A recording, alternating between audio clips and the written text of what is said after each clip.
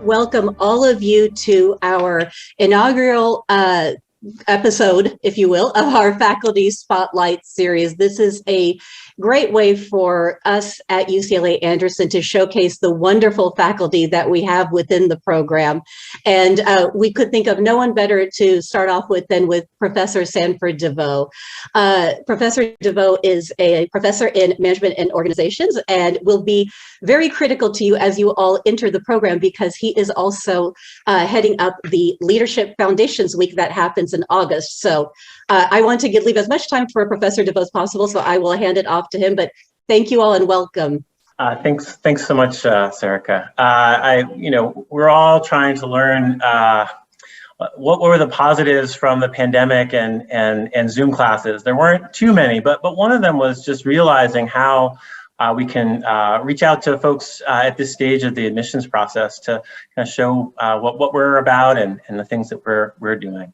So I'm just going to share screens here and tell you a little bit about myself and my involvement in the in EMBA, and then I'll give you a little taste of some of the research that I do. I'll present some work that I did with a graduate student here last year. All right, so just a quick introduction about me. I'm the chair of the Management and Organizations area. This is the area that really deals with the sort of psychology behind people and organizations. So, a lot of different areas are focused on sort of rationally aligning incentives or kind of using deviations from rationality to market things. And in M&O, the management organizations area, we're very focused on how can we get the most out of people and sort of leverage what we know and learn about psychology to do that. And ultimately make jobs as fulfilling as possible. I'm always shocked that when you think about the amount of time that you spend at work, anything you can do to make that experience more enjoyable, more meaningful is just a really powerful way to impact society more broadly. And in terms of my connection to EMBA, I've the last 3 years, I've had the opportunity to really revamp the Leadership Foundation series. And so the exciting part is that I get to be one of the first points of contact for you in the opening week of EMBA. And what we try to do is bring a variety of different faculty to speak on different topics related to leadership. And one of the big emphasis that we have is on experiential learning. So we use simulations to put you in groups and make decisions individually or as groups, and do it in a way where there's sort of objective performance metrics to look at and get the opportunity to debrief, what are the things that worked well and didn't work well. We've always found that actually experiencing learning points is really the way to have them impact people's lives after the program. And so we start out that opening week. There are a variety of different faculty who are engaged in that week, but leadership is not a one-shot deal. And there's a Leadership Foundation series that happens throughout the program. And it culminates with a Leadership in Practice a seminar where several different M&O faculty try to have sort of a capstone bringing it all together experience. But throughout that, there are speakers, field trips, the sort of full gamut to really kind of focus you on developing as a leader. And I'll also be teaching the organizational behavior class, which is the core class next fall. And in the last 2 years, I've had the wonderful experience of being on the EMBA admissions committee. And there are 3 faculty members of it. We don't do too much work, but we get to see just the full scope and how impressive the candidates are who are coming in. And so that makes our job a lot easier. But it also sort of gives us insight into just the talent pool that EMBA has. Okay, Sarika was mentioned. Oh, you should tell people why you chose. Of all the places you could have been, why did I want to be at UCLA Anderson? And I was like, oh, there's a very easy answer to this.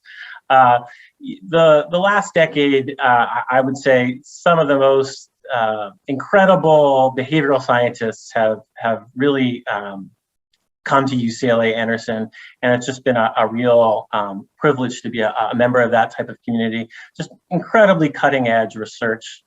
And I'll kind of show you at the end of the talk that there's a Anderson Review, which is a sort of like a magazine, but it's online, where really great write-ups are done of faculty research. And I'll direct you there. You can just see all the kind of fascinating and wonderful things that faculty are doing at Anderson. And that was really my main motivation. But I'll also say that there's something special being situated at the heart of the best public university in the U.S. There's something really special about that. And being in one of the most vibrant cities. So I always say that this for me was a really a no-brainer in terms of why I would be here. Okay, I just want to share just really briefly kind of the research questions that I've been wrestling with for the last 15 years, and give you just a little taste of some of the fun ways I've gone about testing that more recently. The primary question I've been really focused on is trying to understand what the psychological consequences are of putting a price on your time. And I've focused on, what role do organizations play in pressing people to think in these terms, with a real focus on two specific practices. One is being paid by the hour, and the other is billable hours. And a lot of my research in terms of the outcomes that I've looked at has focused on this idea of organizational spillover. That organizations don't just take out the quantitative amount of time from our lives, right? They also can change how we think about our time, and the way we think about our time carries over into other domains. And I'll try to give you one, I think, really powerful example of how that happens in the studies I'll show in just a moment. This work was really inspired by really careful qualitative interviews that were done in the Bay Area in 2000.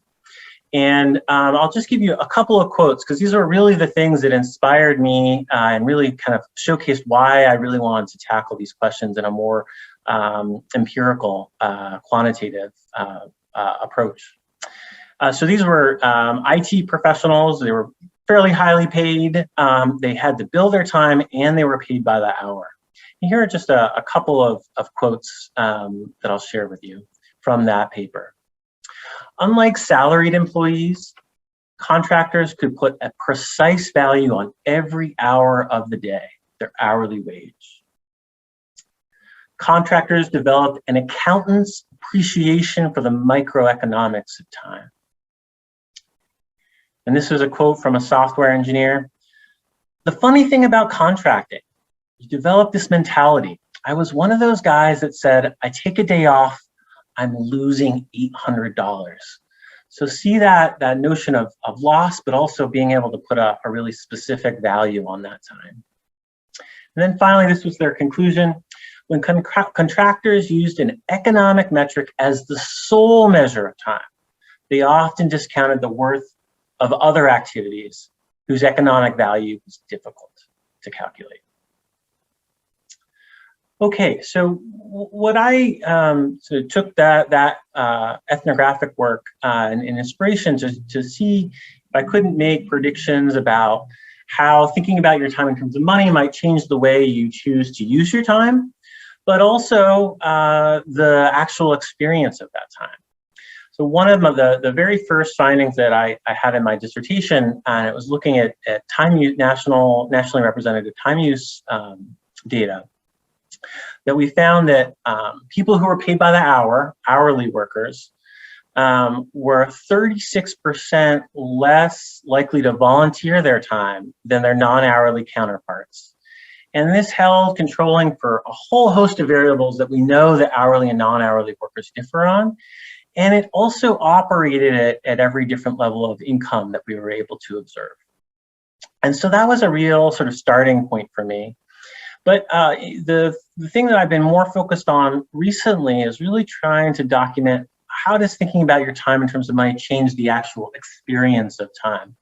And what I'll do today is again focus in on this activity of volunteering time. So we know that hourly workers are less likely to volunteer their time, but there's still a substantive number that do volunteer their time. And the question that I'll ask today is, do they experience that time differently than their non-hourly counterparts? Okay.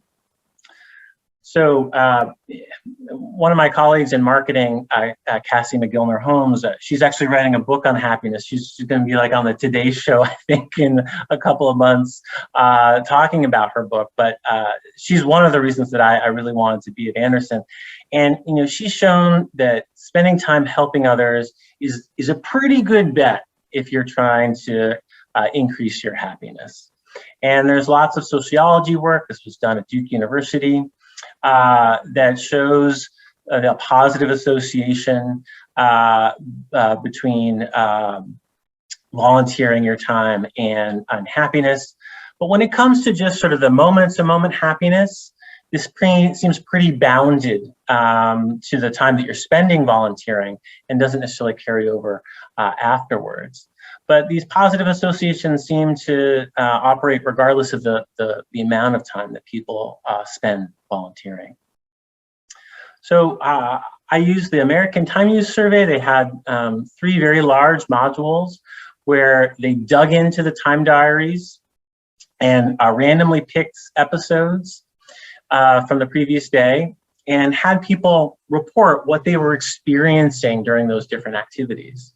So I zoned in on the set of folks who had volunteered. And so this is only possible because it's just a ginormous data set over multiple waves. And what I'll show you here today is they're just a rating of how much happiness they were experiencing while they were volunteering. So a 0 would be happiness is not experienced, a 6, happiness was strong, with 3 being the mid. This is if you just sort of slice the data by hourly and non-hourly across the major categories. We don't see really strong differences in what people are experiencing at work or in their leisure time. But something really pops out here, a real difference when you look at what people were experiencing, the happiness they were experiencing while they were volunteering. And the way that I approach this sort of theoretically is that, volunteer work is really hard to justify if you're thinking about your time in terms of money. And one of the hypotheses we had was that, wow, that should be the most true for people who have really high opportunity costs for time. And that could mean that they're incredibly high earners or they're spending a lot of time doing the volunteer activity. And so one of the things we dug in on here was, okay, so we see this main difference between non-hourly and hourly workers on their experience of happiness volunteering. Let's see if we can zone in more and see, does how long people are volunteering for, does income matter for what they're experiencing during that volunteer work? So what we have here on this side of the graph here is we have high income, low income, 1 standard deviation above and below, and we have time on the bottom, so ranging from 5 minutes to 150 minutes, and happiness is on the y-axis. And it seems for non-hourly workers, it doesn't matter how long they're volunteering for. It doesn't matter if they're high or low income. They're finding volunteering to be a fairly enjoyable experience. It's pretty high on the scale relative to other categories, particularly time spent at work. But what we see here is amongst hourly workers, there isn't really a detectable difference when they're volunteering for very short periods of time. But when they're volunteering for very long periods of time, we see a very strike difference between high and low income hourly workers. So it really is, if we're zeroing in on this, it really is high income hourly workers who are spending a lot of time volunteering. They seem to be really struggling to enjoy that activity. And our hypothesis was that we think it's because they're thinking about the opportunity cost of their time being really high. And so they're doing this work, and it's sort of like the idea, the intuition is, oh, wow, you know, there are probably better uses for my time. And that makes it, even though this is an activity that's totally voluntary, it makes it difficult for them to really get the normal amount of enjoyment out of it that everybody else seems to be doing. So this is cross-sectional data. We always have to be incredibly cautious about that. There's so many different things that could be going on here. And one of them is that, well, these are all volunteer activities, but maybe the volunteering that a high-income person is doing for a long period of time is just a very different type of volunteer activity than what other folks are doing. So this really motivated us to do a field experiment where we could hold constant the volunteer activity, and we took advantage of a volunteer activity that happens at Anderson every year. Sorry, my dogs are going to start howling at the ambulance going by. Sorry. Hey guys. All right. Okay, so maybe it was the volunteering, we want to rule that out. And the key thing here is we really wanted to show causality. And so we took advantage of this Anderson activity that's done by the Special Operations Warrior Foundation. So this is the Veterans Association at UCLA Anderson.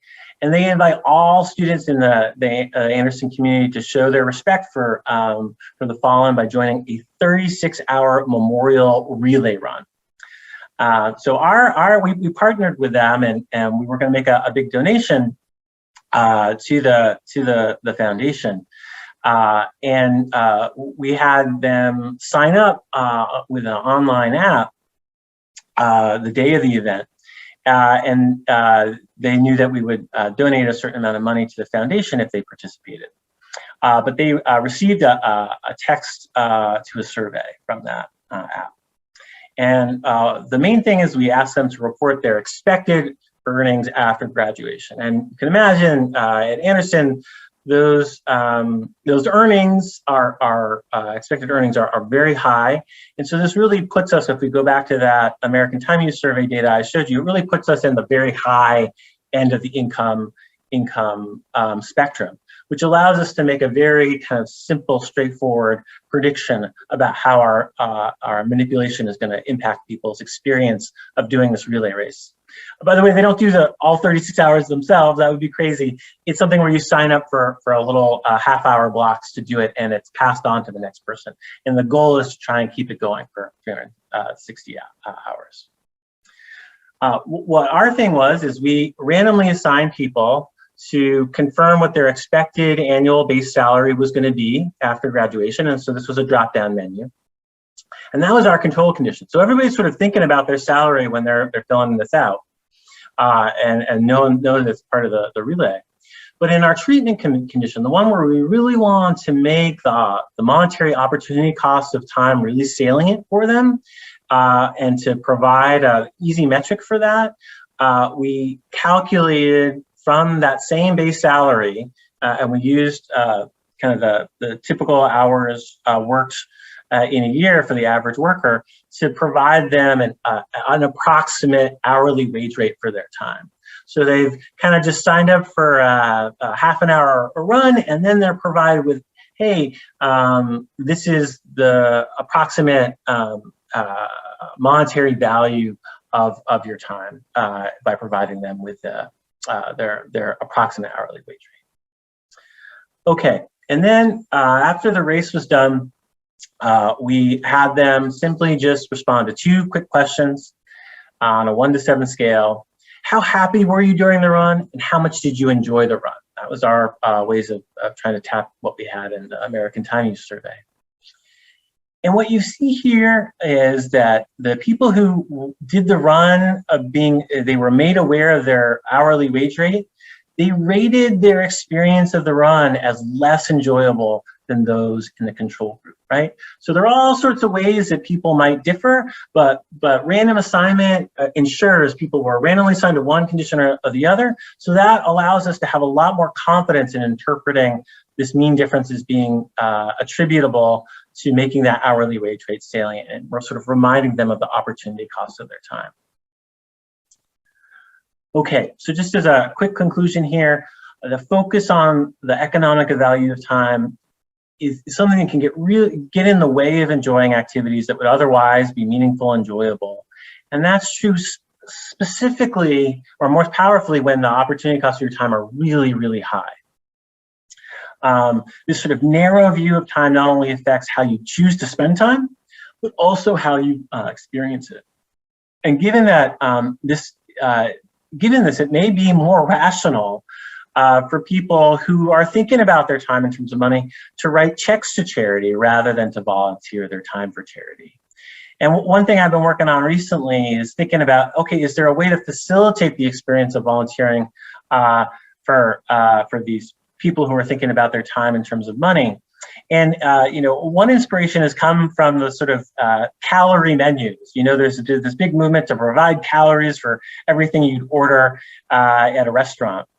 And it turns out that those actually really aren't very impactful at all in terms of people's choices. They kind of ignore that information. But when you put that information into a crosswalk, you say, hey, this muffin will take you, you'll have to walk 3 miles to burn off this muffin. That's when it really has an impact on people's decisions to what to order, and they'll order healthier food because of that. I'm curious of trying to convert the time volunteered into a monetary value, and I think that that'll make people who are thinking about their time in terms of money much more satisfied with doing the volunteering if they can associate that. But I'm still have to work on that. Okay. And just as a conclusion slide here, and I'm happy to open it up to questions. I want to direct you to the UCLA Anderson Review. It's just an incredible website with really easy to understand write-ups of the research of all the faculty at Anderson. And I also think there's a podcast section too. There's a podcast that I've done and several other faculty have done as well. So I'd encourage you, if you're interested in learning more about what faculty do at Anderson, to go there. I also did an op-ed for the Wall Street Journal 2 years ago that was talking about a lot of this research. I can direct you there. And then finally, I'll just recommend one book if you're interested in this topic. Ashley Williams, who is a professor at Harvard Business School, has written about a lot of this research in her book, Time Smart. And this is a very, very sort of applied guide to really push you to think about using your time in the ways that are going to be most enjoyable and productive, and has some really, really concrete tips about how to do that. Okay, so that's all I wanted to say here, but I will say just at the end of this, I'm happy to answer any questions folks have, but also feel free to reach out to me by email if there's anything you'd like to follow up on this. And hopefully you guys will join the program, and I will get to see you in the first opening week and open it up to questions. And maybe if Erica or Vanessa can call in people if there are questions. And if they're not, too, I know people probably have a sandwich in their mouth while they're doing this. That's sort of what I was expecting, so no pressure. Yeah, and then thank you so much for the lecture. I think maybe the best way to do it, just to be mindful of time, is if you could raise your hand or say that you have a question. I think it's a small enough group that we can manage that. Benjamin? Thank you. So probably my first question was, so I'm wondering, like, for that one of the last charts that you showed, which is for people who are earning a high wage, are they also spending their money at a very high rate? Are they under pressure essentially to earn high and then spend high, versus like somebody else who's somewhere in the middle, who is maybe accumulating a medium wage, but they're not under the pressures of having some kind of Bentley or Lamborghini? Yeah. No, I mean, I think it's a really profound point about income, right? That the more and more we earn of it, we find out ways to spend it that we get so used to, right? We get used to a very different lifestyle, and so that you feel pinched for time just to earn the money to be able to sustain that. So that's absolutely potentially operating. What's super interesting about this focus on volunteering is, on the graph I showed you with the American Time Use Survey, we're comparing really high income people who are paid hourly and salary and seeing a really radical difference there. So if you're a non-hourly worker, you're enjoying volunteering the same as someone who's much lower in income, and regardless of the amount of time that you're spending doing the volunteer activity. It's really only the high income hourly workers, the people who who have this salient metric for how much that time is costing them. Remember that quote from the ethnographic study, I take a day off, I'm losing $800. There's something about being able to put that specific amount of time on it that makes it difficult to like enjoy that day off, right? If you know it's costing you that. And so that's what we think is going on there. So the ability to compare really high income folks who are non-hourly really helps us get insight into that. But the major key thing with the experiment is we're sort of randomly assigning people to condition, so that shouldn't attribute it to it. But I think you're on to a separate, equally important point about what happens as we go up the income the spectrum in terms of our lifestyles and what we have to do to sustain that. Thank you. Jay? Yeah, thanks for very insightful information. I was wondering if you have any information about people who are somewhat salary, but they are, as you mentioned in the earlier slides, billable. They're evaluated on billable hours. What's the implication there? So, one of the things about hourly work, I've focused in on rich hourly workers, and that's sort of where the ethnographic work came from. It was really, folks who were earning enormous amounts. But, one of the big things about hourly work is the vast majority of hourly workers are not earning a lot, right? And so that's a sort of a big compound. But one of the things that I was really excited about in this larger agenda was focusing on billing time, particularly amongst lawyers, because that tends to be a very high socioeconomic status, high earning group of people. And one of the first ways I was able to get at this, I did my graduate work at Stanford, and I was able to contact all the law students who were graduating from Stanford Law School. And I got them to fill out a survey a week before they graduated, and then followed up 6 months later when they had chosen jobs and been in them for 6 months. And there was a fair amount of variation of people who went into jobs where they had to bill their time and people who went into jobs where they didn't. And with that sort of pre-post design, we were able to kind of see, was there a change in people's underlying willingness to volunteer?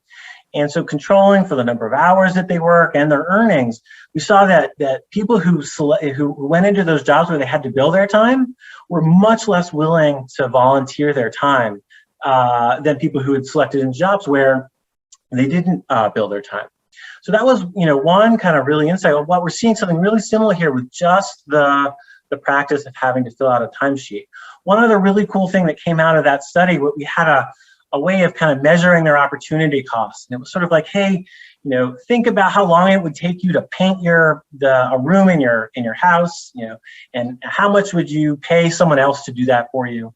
And then there was a comparable question that was saying, hey, take that same amount that you specified about painting the house and how much it would cost you how much do you pay someone else to do it?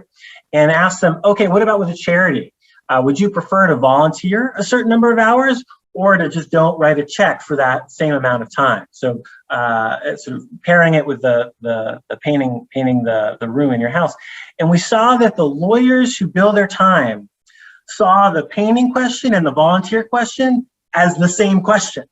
The typical thing, particularly when you interview undergraduates or folks who these questions, they think about the question about whether to outsource painting or outsource volunteering are totally different.